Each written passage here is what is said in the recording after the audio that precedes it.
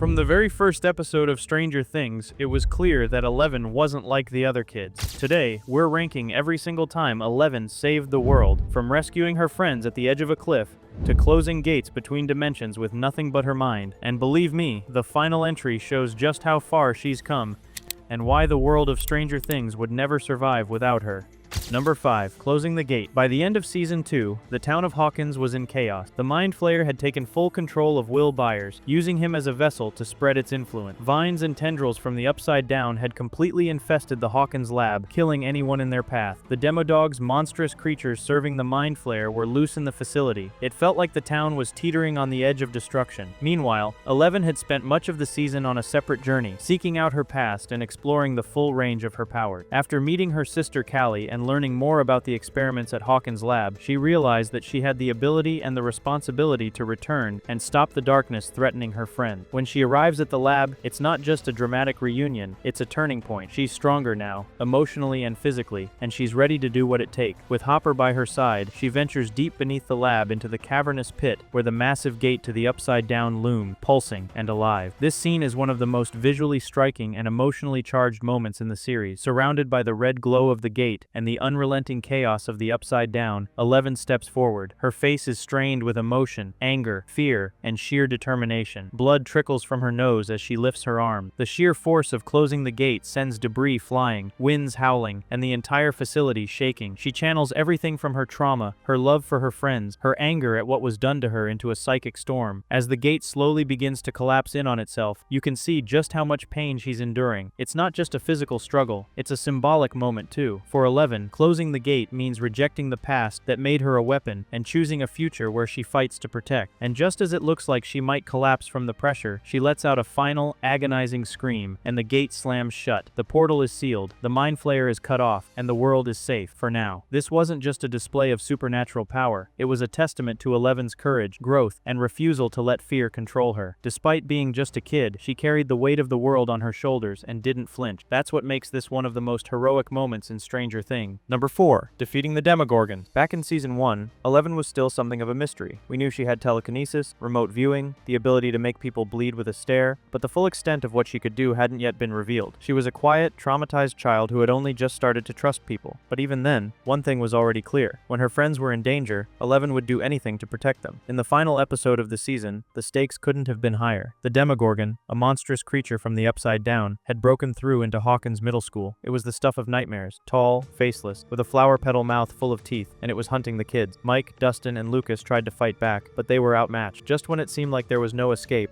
Eleven stepped forward, weak from days on the run, emotionally drained, and still grappling with guilt over opening the gate that let the Demogorgon through in the first place. She knew what she had to do. She turns to Mike, the boy who first showed her kindness, who gave her a name, a home, and something to believe in. She whispers, "Goodbye," and in that one word, we understand everything. She knows that using her powers like this may cost her everything, but she doesn't hesitate. Eleven lifts her hand, the Demogorgon charges, and in a moment that has become iconic in television history, she unleashes a final, explosive surge of psychic energy. The monster is blasted against the wall, disintegrating into a cloud of black particles. The kids are saved, but Eleven is gone. For a long, heartbreaking moment, there's silence. Dust floats in the air where she once stood. Mike calls out for her, but there's no answer. It's as if she vanished into thin air. And in a way, she did, pulled back into the darkness from which she came, sacrificing herself to protect her new friends. This wasn't just the climax of the season, it was Eleven's first true act of heroism. In that moment, she transformed from a scared, hunted experiment into a warrior. And even though she disappeared, her presence lingered. Because from that day forward, Eleven wasn't just the girl with powers, she was the protector of Hawkins, the one who stood between our world and the darkness. Number 3. Battling Billy and the Mind Flayer. The climax of Stranger Things Season 3 was nothing short of apocalyptic. The Mind Flayer had finally manifested a grotesque physical form in our world, a towering, sinewy beast built from the melted flesh of dozens of possessed townspeople. Hawkins was under siege, the government was covering up the chaos, and the epicenter of this horror was of all places the Starcourt Mall. But the real emotional core of this battle wasn't just in the fight against the monster, it was in Eleven's confrontation with Billy Hargrove. By this point, Billy had been completely overtaken by the Mind Flayer. His mind was shattered, his body used as a puppet to do the monster's bidding. Throughout the season, he had abducted and infected other citizens, helping build the creature piece by piece. He was no longer himself, or so it seemed. Meanwhile, Eleven had been pushed to the brink. After a vicious bite fight from the Mind Flayer, she began to weaken. Her psychic abilities, once nearly unstoppable, were beginning to fade. Her powers, which had always been her greatest strength, were slipping away just as the world needed them most. She couldn't lift objects, couldn't enter the void, and for the first time in her life, she was forced to rely on more than just force. She had to rely on her heart. As the kids desperately tried to evade the Mind Flayer inside the mall, Eleven found herself face to face with Billy. Bloodied, bruised, and completely under the control of the monster, he was moments away from delivering her to her death. But instead of running or fighting, Eleven did something no one expected. She reached out to him emotionally. With her back pinned to the ground and the Mind Flayer closing in, she locked eyes with Billy. She didn't scream. She didn't struggle. Instead, she spoke gently. Through the haze of pain, she reminded him of a memory, a moment of warmth from his childhood, a sunny beach, the sound of waves crashing, his mother's smile. This wasn't a trick, it was real. Eleven had seen this moment before, when she had earlier entered Billy's mind to learn more about him, and now she gave it back to him not as a weapon but as a lifeline. And something miraculous happened. The monster's grip faltered. Billy's breathing changed. His eyes, once cold and unrecognizable, flickered with awareness. For the first time all season, Billy Hargrove, the real Billy, came back. In a final, defiant act of courage, Billy stepped between Eleven and the Mind Flayer, shielding her with his body. He stood tall and faced the beast, knowing full well what it would cost. The Mind Flayer, enraged, impaled him through the chest. He fell to the ground, blood pouring from the wound, but not before buying the others precious time. Billy, a character we once saw only as a villain, died a hero, and it was Eleven's compassion that made it possible. This moment redefined the idea of what it means to save the world. Eleven didn't throw a car or crush the monster with her mind. She didn't need her powers to be powerful. She reached into someone's soul and reminded them of who they were. She believed in Billy when no one else did. That belief gave him the strength to break free, if only for a moment. So yes, the Mind Flayer was weakened, and yes, the Russian gate underneath the mall was destroyed shortly after. But it was this moment, Eleven choosing love over violence, empathy over fear, that saved not just lives, but spirits. Because sometimes the strongest thing you can do isn't to fight, it's to forgive. Number 2, fighting Vecna. Time we reach the final episode of Season 4, the story of Stranger Things has escalated into something much larger than a small-town mystery. Hawkins is no longer just a quiet American suburb, it's ground zero for a supernatural war. And at the center of that war is Vecna. Unlike previous threats from the Upside Down, Vecna is different. He's not a mindless monster like the Demogorgon, or a faceless force like the Mind Flayer. Vecna is intelligent, sadistic, and deeply personal. Every kill he makes isn't just a murder, it's a ritual, opening gates between worlds and weakening the barrier between Hawkins and the Upside Down. And worst of all, he doesn't just kill his victims physically, he breaks them mentally first, preying on their deepest traumas. When Max offers herself up as bait to lure Vecna out, it's a terrifying plan. She knows she's marked for death, and when the moment comes, Vecna pulls her into his nightmarish mindscape, lifting her off the ground, contorting her limbs, and tormenting her with visions of her darkest memories. She is completely at his mercy. But what Vecna doesn't count on is Eleven. Even though Eleven is hundreds of miles away, she enters a makeshift sensory deprivation tank fashioned from a pizza freezer, no less, and uses her powers to piggyback into Max's consciousness. It's an incredibly risky move, both physically and psychically, but Eleven knows she has no choice. She has to fight. What follows is one of the most visually and emotionally intense sequences in the entire series. Inside Max's mind, Eleven finds her being tormented in a surreal, shadowy version of Hawkins. As Vecna prepares to deliver the final blow, Eleven confronts him, and for a moment, it feels like old times. A psychic duel between two godlike forces, with Max's life hanging in the balance. But Vecna is strong, stronger than anything Eleven has faced before. He taunts her, throws her back with ease, and begins to overpower her. For the first time, it seems like Eleven's powers might not be enough. She struggles, pinned to the ground, forced to watch as Max's heart stops. And then, Mike speaks. In the real world, Mike is watching Eleven from the outside, unable to reach her. But then, with tears in his eyes, he tells her the truth. He confesses his love for her not just as words, but as something raw and honest. He tells her she's not a monster, that she's his superhero, and that he needs her. And somehow, across space and mind, those words reach her. Bolstered by Mike's love and the memories they share, Eleven finds the strength to fight back. She rises to her feet, her eyes blazing, her hands trembling with renewed power. With a scream of defiance, she unleashes a wave of psychic energy that hurls Vecna away from Max, severing his connection and temporarily neutralizing the threat. It's not a total victory. Max's heart stops. Her limbs are broken. She's technically dead for over a minute before Eleven, in a moment of quiet desperation, reaches into her consciousness again and somehow brings her back, but not fully. Max survives, but she falls into a coma, blind and unresponsive. And Hawkins? It pays the price. Massive rifts tear through the town as Vecna's plan, though interrupted, takes partial effect. The Upside Down begins to merge with reality, and darkness spreads through the streets. But make no mistake, if Eleven hadn't intervened, Max would be gone, and Vecna would have succeeded in his full transformation of the world. Eleven didn't win the war that day, but she stopped a massacre massacre. She delayed the apocalypse, and in a battle where love and memory were the only weapons strong enough to fight darkness, she proved that the human heart is more powerful than anything the Upside Down can conjure. Number 1. Rescuing Mike and breaking through the void. Season 1 of Stranger Things was filled with mystery, tension, and fear, but it was also a story about friendship and finding family in unexpected places. For most of that first season, Eleven was still figuring out who she was. She was quiet, traumatized, and only beginning to understand the world beyond the lab. But there was one moment, one unforgettable act of courage that redefined her completely. It happened at the edge of a cliff. In episode 6, titled The Monster, Mike, Dustin, and Lucas are confronted by two school bullies who had been tormenting them for weeks. But this time, it goes too far. One of the bullies pulls a knife, grabs Dustin, and forces Mike to climb to the edge of the quarry cliff, daring him to jump. It's a heart-stopping scene. Mike stands at the precipice, staring down at the jagged rocks and water far below, knowing full well he could die. But he jumps anyway, not to hurt himself, but to protect his friend. And then, just before he hits the bottom, he stops, suspended in midair. Time freezes. Dust drifts through the light. The boys look up in awe, barely able to process what they're seeing. Mike isn't falling. He's floating. Then, from the trees, steps Eleven. She's bloodied and exhausted, having just fled from the Hawkins lab agents who were chasing her. But even in that state, she shows no hesitation. With her hand outstretched, she gently lowers Mike to safety. Her nose starts to bleed, a sign of the immense psychic effort it took, but she doesn't flinch. And then, she turns her attention to the bullies. With nothing more than a flick of her head, she uses her powers to humiliate them. One of them suddenly wets his pants. The other flees in terror, tripping over himself as he runs. It's not just a flex of her abilities, it's a message. She's not afraid anymore, and if you threaten her friends, she will stop you. This was the moment the show shifted. Until then, Eleven had been more of a mystery than a character, silent, powerful, unpredictable. But here, we saw her choose to be a protector. She wasn't acting on instinct or reacting to pain. She made a conscious decision to step in, to save Mike, and to stand between her friends in danger. It was the birth of a hero. And in many ways, this act set the tone for everything that would follow. Eleven would go on to close interdimensional gates, battle shadow monsters, and confront her own past. But it all started with this moment. The girl from the lab, who had been treated like a weapon, became something so much more. A friend, a fighter, a guardian. This scene was simple, even quiet, but it told us everything we needed to know about who Eleven was. Not just a product of scientific experiments, not just a child with abilities, but someone willing to risk herself to save the people she loved. And that is the essence of a true hero.